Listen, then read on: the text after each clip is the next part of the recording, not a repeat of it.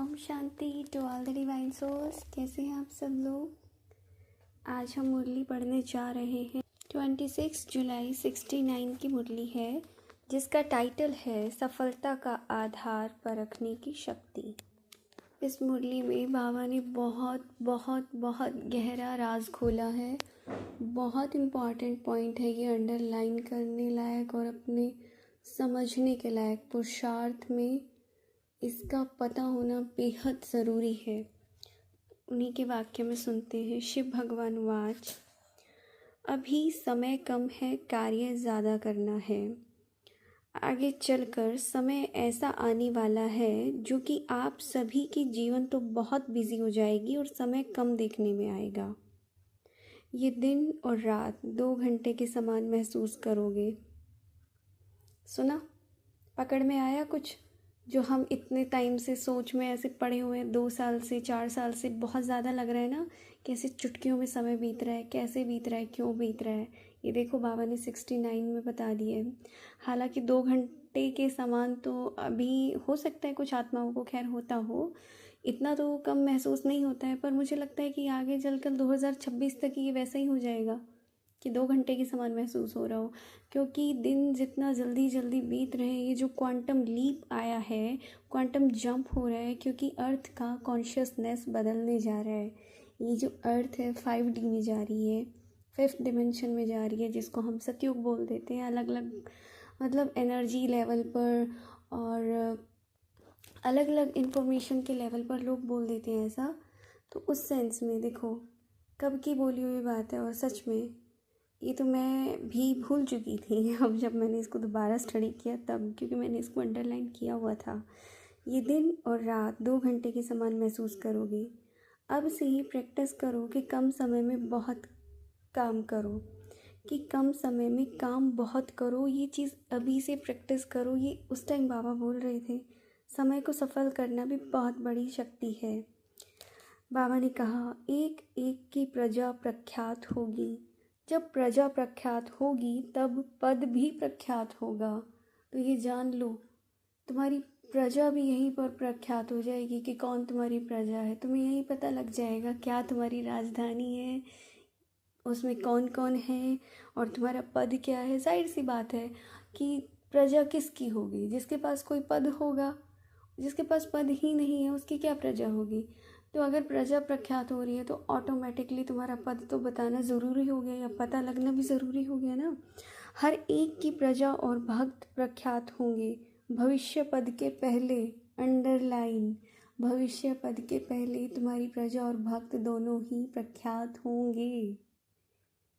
संगम की सर्विस में सफलता स्वरूप का यादगार प्रख्यात होगा। तो मैंने इस संगम पर कौन सी सर्विस की है, उसमें कितनी सफलता प्राप्त की है, मतलब उस स्वरूप का जो यादगार बनेगा ना, वो भी कि हाँ देखो ये महारथी थे, इन्होंने इस बाबा की इस फील्ड की बहुत सेवा करी, इसने इस टॉपिक पे बहुत सेवा करी, इसने मनसा सेवा करी है, इनका वाचा का था और इन्होंने अपने धन से बहुत सहयोग किया। तो वो सब कुछ प्रख्यात होगा। ये समय इतना ब्यूटीफुल है ना सीरियसली, कि खाली इसको आप, बाबा ने कहा ऐसा समय आने वाला है कि जो आप अपनी कमाई नहीं कर सकोगे, परंतु दूसरों के लिए बहुत बिजी हो जाओगे। अभी अपनी कमाई का बहुत थोड़ा समय है, फिर दूसरों की सर्विस करने में अपनी कमाई होगी। तो अभी ये जो थोड़ा सा समय मिला हुआ है ना, इसका पूरा पूरा लाभ उठाओ, नहीं तो फिर ये समय ही याद आएगा। इसलिए जैसे भी हो, जहाँ भी हो, परिस्थितियाँ नहीं बदलेंगी। ये नहीं सोचना कि मुसीबतें हल्की होंगी फिर कमाई करेंगे। ये तो दिन प्रतिदिन और विशाल रूप धारण करेंगी। सुना पूरा पैरा कि तुम्हारे पास समय नहीं बचेगा, दूसरों की सेवा में इतना बिजी हो जाओगे। और ये वाली जो लाइन है, इसको तो अभी ऑलमोस्ट सभी अनुभव कर रहे होंगे अपने अपने लेवल पर, कि तुम दूसरों के लिए ज़्यादा बिजी हो रहे हो या अपने लिए कर पा रहे हो। देखो अब ज़रा, जो बाहर जो बाबा की सेवा नहीं कर पा रहे ना, फिर वो अपने कार्मिक जो अकाउंट्स हैं, तुम्हारे जो कर्मों का खाता है ना, तुम लोग उनकी सेवा करने में बिजी हो। पर सेवा तो तुम ज़रूर कर रहे हो, चाहे इधर की कर रहे हो या उधर की कर रहे हो, लौकिक की कर रहे हो या फिर इस अलौकिक कार्य में कर रहे हो, वो तुम्हारे ऊपर है कि तुमने अपनी स्थिति कितनी बनाई है, कितना तुमने पुरुषार्थ किया है, तुम्हारा लेवल क्या है। अपनी घर गृहस्थी में तुम बसे रहे, बिजी रहे, उसी में लगे रहे, तो तुम अब उन लोगों की सेवा कर रहे होगे ज़रूर जो तुम्हारे कार्मिक अकाउंट से, रो कर हंस कर जैसे भी। और जो अलौकिक सेवाधारी हैं, जाहिर सी बात है उनकी सेवाएं इतनी बढ़ चुकी हैं कि उनको खुद के लिए फुर्सत नहीं है, इतनी ज़्यादा सेवाएं हो रही हैं उनसे। तो बाबा ने यही कहा, उस समय कहा था कि टाइम थोड़ा है, अभी भी जाग जाओ, किसी को अगर जागना है तो, कि ये समय जो थोड़ा सा मिला हुआ है, अगर शांति दिखाई दे रही है, अभी चीज़ें शुरू नहीं हुई हैं उस तरह से, तो उसका पूरा पूरा बेनिफिट उठा लो, एक भी सेकंड अपना वेस्ट ना करो, ये समय याद आएगा, बाबा ने बोला। और ये जो सोचते हैं ना कि ये बदलेगा तो हम बदल जाएंगे, ऐसा होगा तो ऐसा हो जाएगा, वैसा होगा तो ये हो जाएगा, कुछ नहीं होगा। जो हो, जैसे हो, जहाँ हो, जिन परिस्थितियों में हो, वही तुम्हारे लिए सबसे बेस्ट है और उसी में रहकर तुम्हें पुरुषार्थ करना है।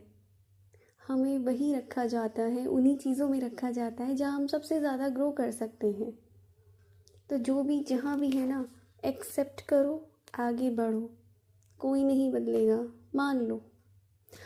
और इसको दूसरे सेंस में भी मत मान लेना, ठीक है, कि ये तो बदलेंगे ही नहीं, ये तो ऐसे है, ठीक है, हाँ मानना है, वो दिल शिकस्त वाला नहीं, एक उमंग उत्साह वाला, कि एक्सेप्ट कर लो। कहने का मतलब है हम चीज़ों को चेंज करते रहेंगे, करते चलेंगे धीरे धीरे पॉजिटिव वे में, बट डजेंट मीन कि हम उन चीज़ों के अंदर फंस जाएं कि ये चेंज क्यों नहीं हो रहा, इसे तो चेंज होना चाहिए, या फिर ये चीज़ें हो जाएंगी तब मैं करूँगी।